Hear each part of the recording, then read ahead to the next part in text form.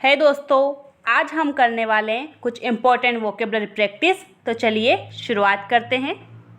तो हमारा आज का पहला वर्ड है एविडेंट। एविडेंट का मतलब होता है clear to the eye or mind. मतलब कि जब कोई भी चीज़ हमारे सामने रखी हो और वो हमको एकदम स्पष्ट दिखाई दे, एकदम क्लियर दिखाई दे, तो अब अपन उसे बोल सकते हैं ये क्या है, हमारे लिए एविडेंट है। या फिर कोई चीज़ हमारे दिमाग में भी क्लियर हो सकती है। कुछ चीज़ें हमें हमारे दिमाग में एकदम अच्छे से समझ आती है, तो उन चीज़ों के लिए भी अपन यूज़ करेंगे एविडेंट। तो मतलब कोई चीज़ ये तो आपके सामने रखी हो सकती है और वो आपको स्पष्ट दिखाई दे रही हो, या फिर कोई चीज़ हमारे दिमाग में हो और वो हमको एकदम स्पष्ट क्लियर हो, अच्छे से समझ में आ जाए। उन दोनों चीज़ों के लिए अपन यूज़ करेंगे एविडेंट। तो एविडेंट को अपन हिंदी में बोल सकते हैं स्पष्ट दिखने में या सोच में, या फिर सुस्पष्ट, प्रत्यक्ष, जो कि हमारे बिल्कुल सामने रखी हो। जब कोई चीज़ हमारे बिल्कुल सामने रखी होती है तो हमें कैसे दिखती है, एकदम स्पष्ट दिखती है, क्लियर दिखती है ना।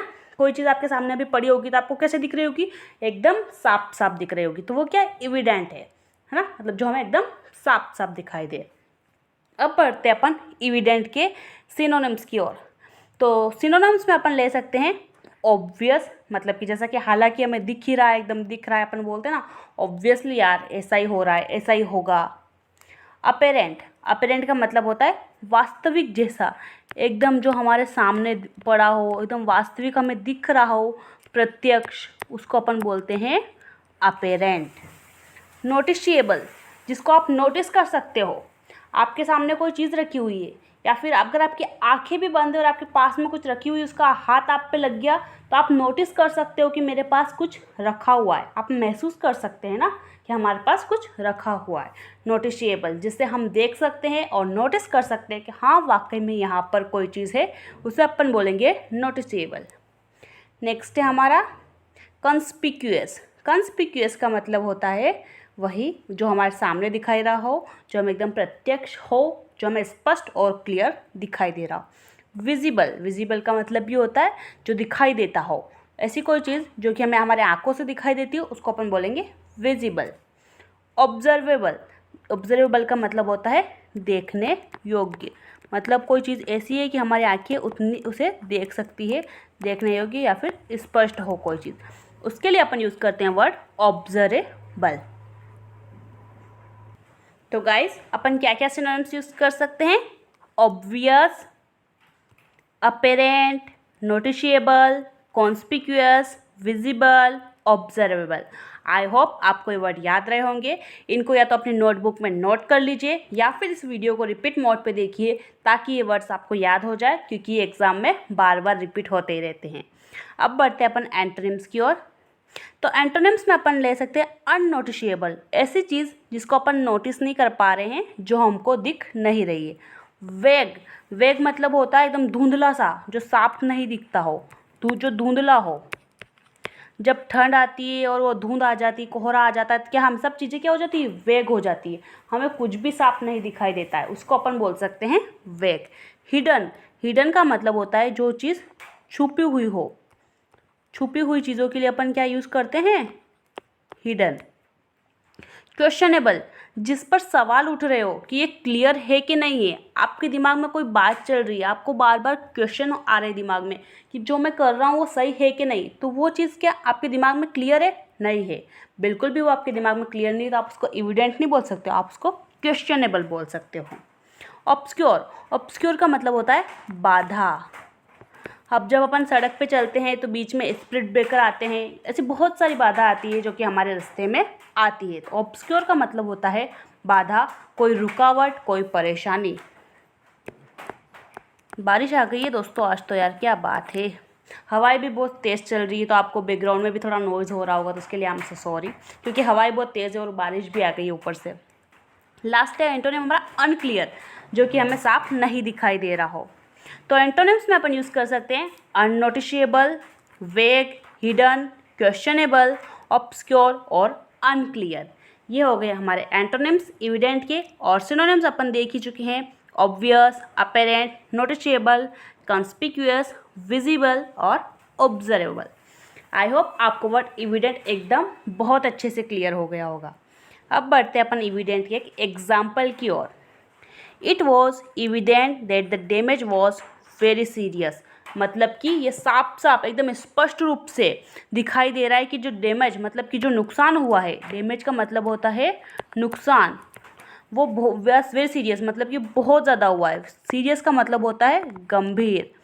मतलब कि इविडेंट तो अपन देख ही चुके हैं, स्पष्ट क्लियर। यह हमें प्रत्यक्ष है कि जो नुकसान हुआ है वो बहुत ज़्यादा गंभीर है, वो बहुत ज़्यादा है। I hope guys evident word आपको क्लियर हो गया होगा। अब बढ़ेंगे अगले वर्ड की ओर। तो हमारा सेकेंड वर्ड है अटर।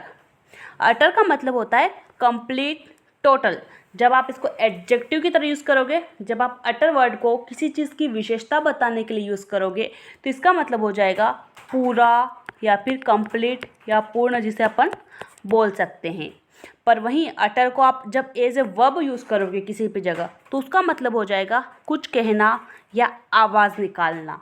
और इसको अपन इंग्लिश में बोल सकते हैं to say something or make a sound with your voice. I am sorry, मैंने इसके ऊपर लिख दिया है तो मैं इसको हटा देती हूँ। नाउ ओके, तो अटर के हमारे पास दो मीनिंग है।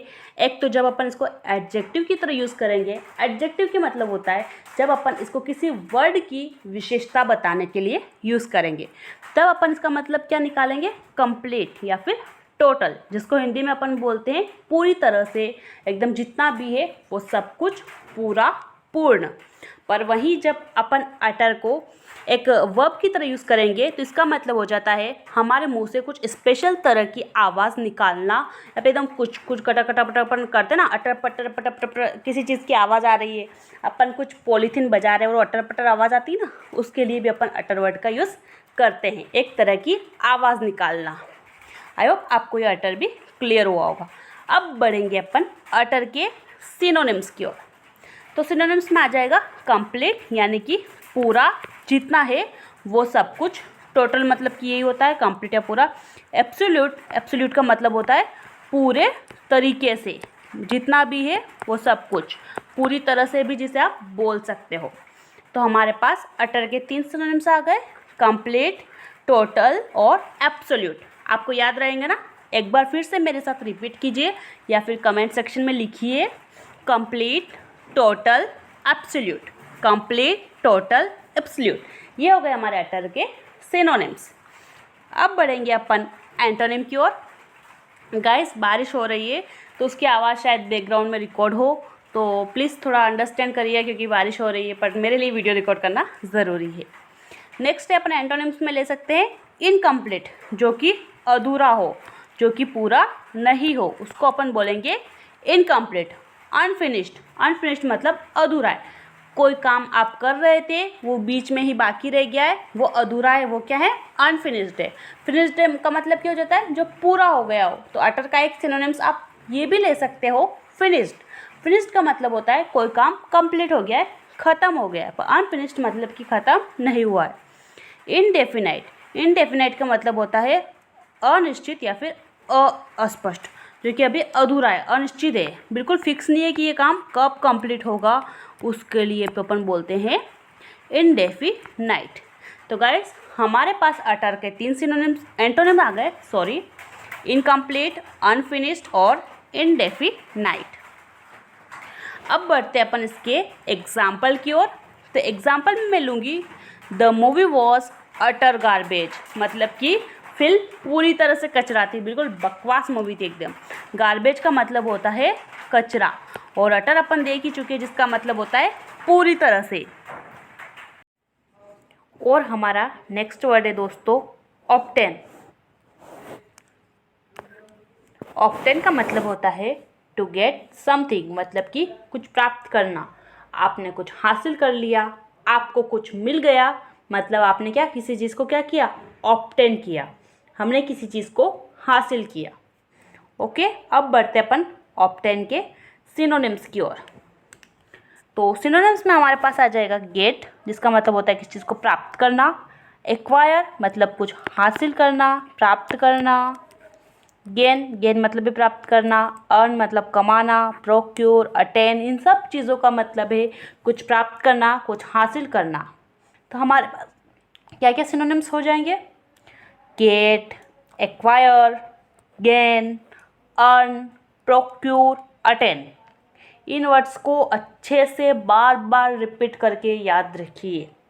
वोकेबलरी बहुत इंपॉर्टेंट है गाइस इंग्लिश सेक्शन के लिए।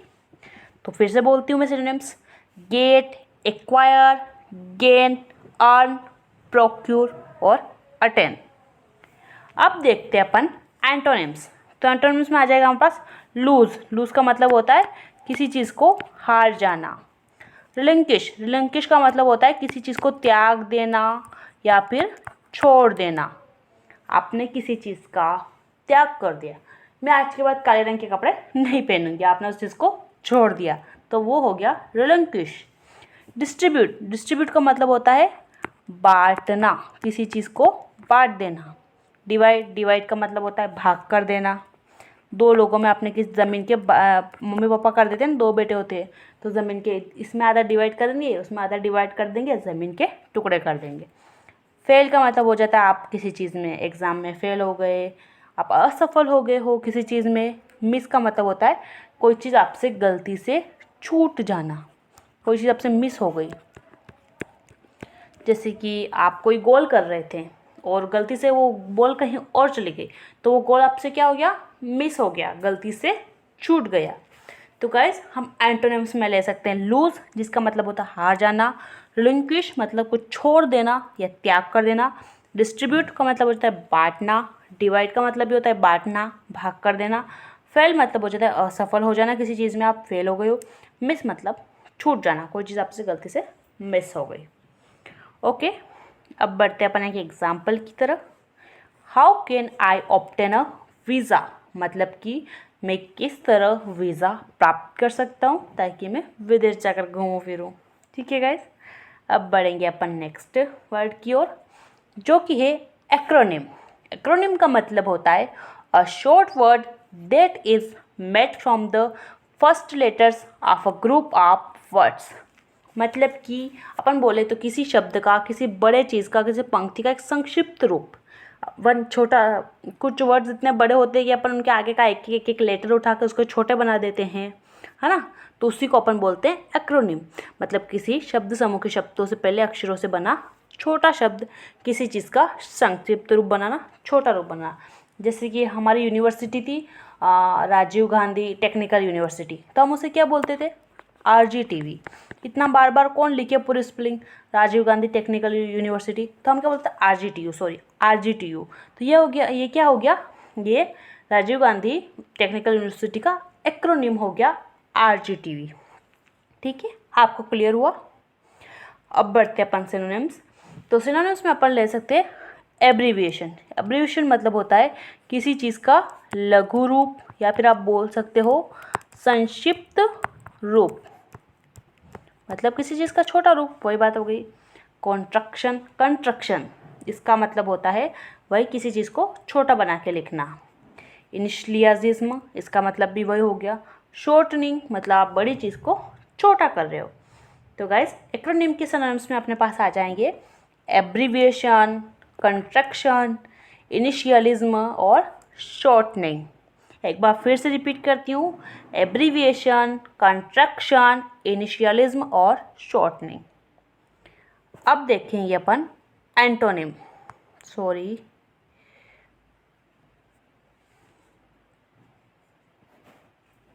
तो गाइस हमारे पास एंटोनिम्स में आ जाएगा एक्सप्लिकेशन। एक्सप्लिकेशन का मतलब होता है आप कोई चीज़ छोटी है उसको बड़ा कर दो, कोई चीज़ इतनी सी बड़ी है आप उसको फैलाकर इतना बड़ा कर दो। आपने क्या किया, उसमें एक्सप्लिकेशन किया।